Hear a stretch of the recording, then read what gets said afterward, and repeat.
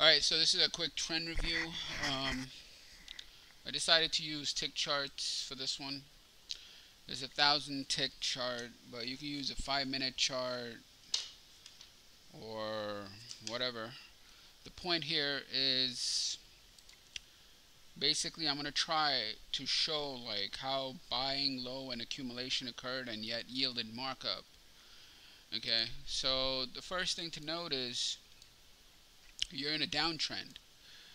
And you have to understand, like, when the market is down like this, what you want to do is in a downtrend. I forgot what Wyckoff said, but I think I believe what he said is in an uptrend, start looking at the down waves. So, inferring in a downtrend, you would look at the up waves. And the reason why he said that was because he was trying to catch a turn. It's in the context of a turning point. So anyway, if this is a downtrend, you're looking at the up waves. So you see 4,000, 2,000, 4,000, 2,000, 1,000, 2,000, 2,000, 6,000. That's the biggest in 1, 2, 3, 4, 5, 6, 7, 8, 9, 10, 11. 11 waves. So, I mean, this is called buying low. I mean, someone's buying low, right? Like, that's what they're doing over here. So over here, this is buying low, and you could also consider this as a sign of strength, or what they call a change of uh, uh, a change of character, or a change of behavior, or whatever. Is demand, whatever it is. Other thing to note is look at the volume of supply prior to the change. You know, it's 1,000. See that? So this is a lack of supply and leading to big demand. 1,000 down, supply is 1,000 down, and demand coming in with 6,000 up. So this is the first time we see that sign of strength. Now, yeah, okay, so at this point, you have to say, oh, wow, they're buying, right? But the thing is, like, I don't know why this is always the case. I mean, in like 70-80% of the time, I guess not always, but enough, that after that, there's a false impression of, there's some type of false impression. And the thing is, just don't be fooled by it.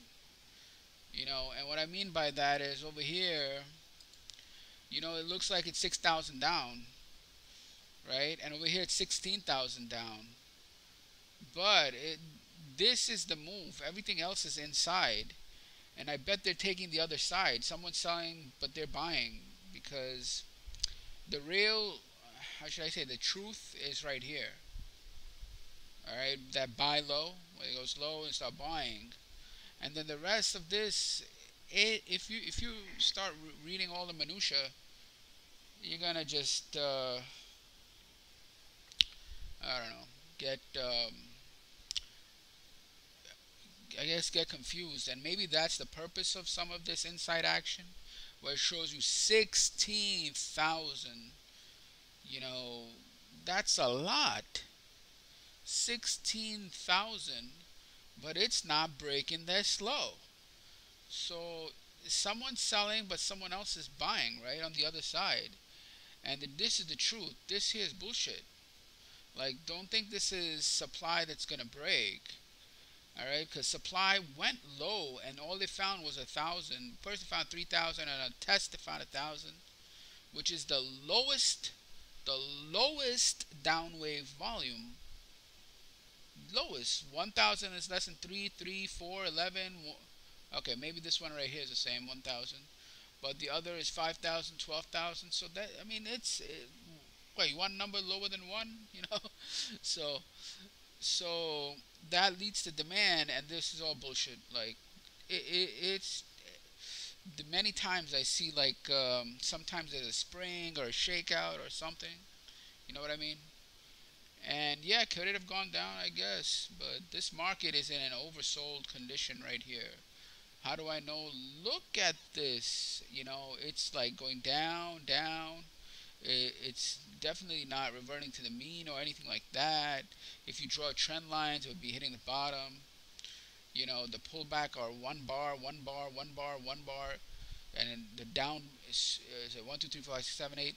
You know, so and then over here there's a shortening of the thrust.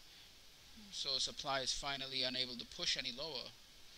Now, how do you know this is a shortening of the thrust and clustered closes? This, by the way, is an indication that supply, the force of supply is is diminishing. Alright, so just so you know, like over here, the force of supply is still strong. Why? You don't have a shortening of the thrust and you don't have clustered closes. But here, at the end of that rally down, you're finding like it's hard to go down, so it reverses up because the force of supply is having problems. You know, and I guess you could call this cause or whatever, but that's not really the point here. The point here is this is having problems.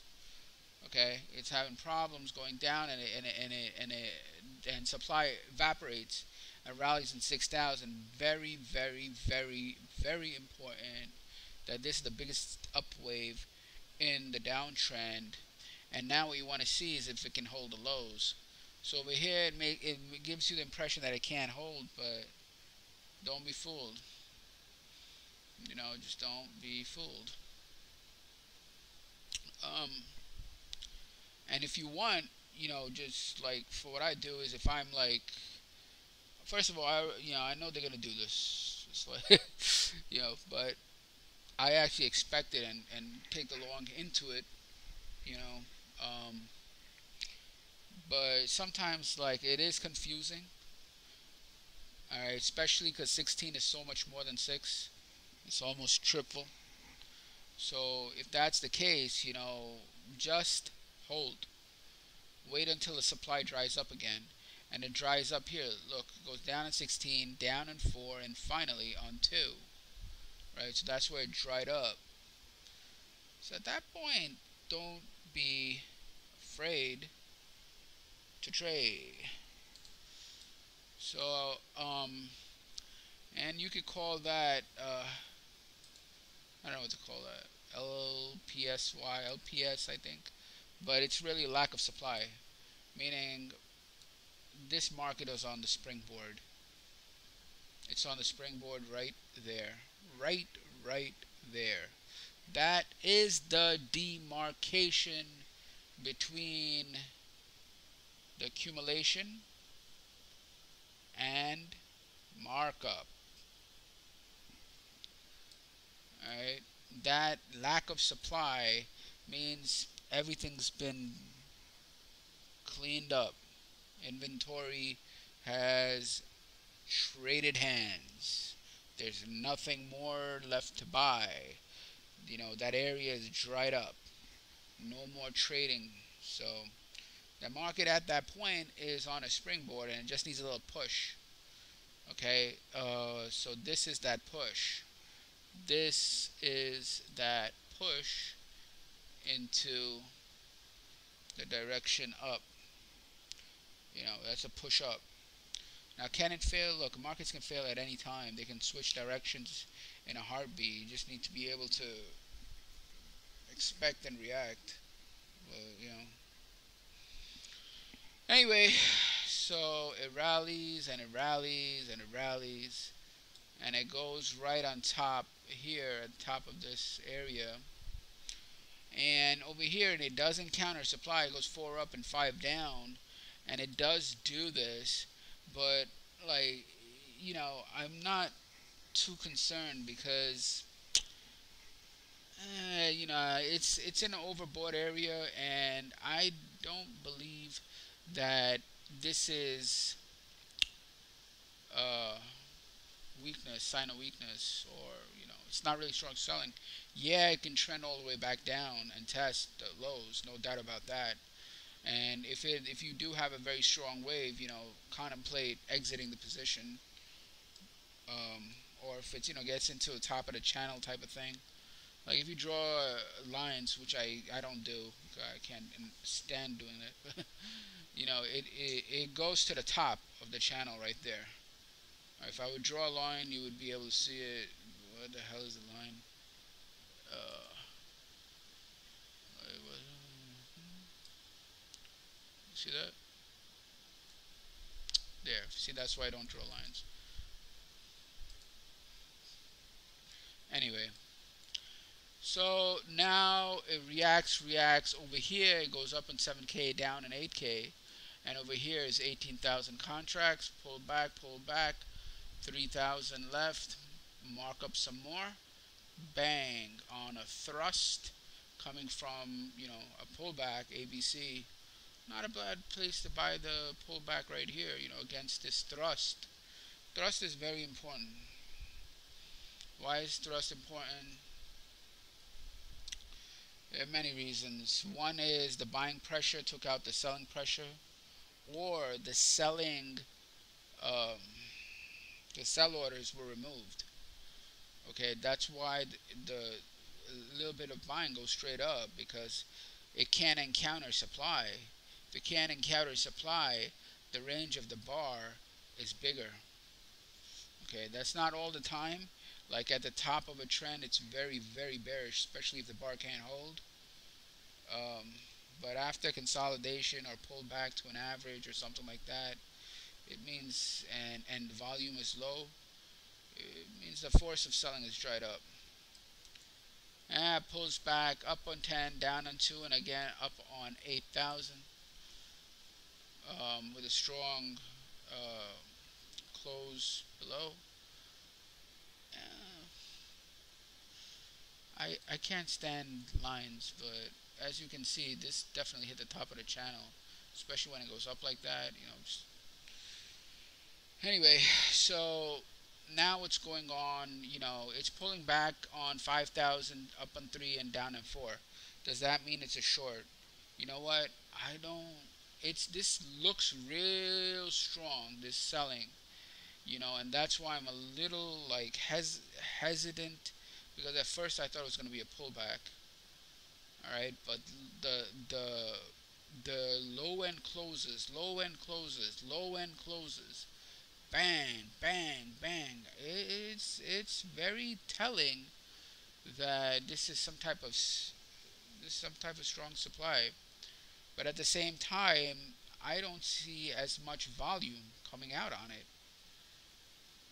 If this was, say, 10,000, oh boy, then I know that these guys here exited, but it's like 18,000 over here, so you know, but it's only 5,000, which I don't understand. How could this only be 5,000? But the price is the candles by themselves, or the bars, the low end closes, the wide ranges. That doesn't look to me like it's mm,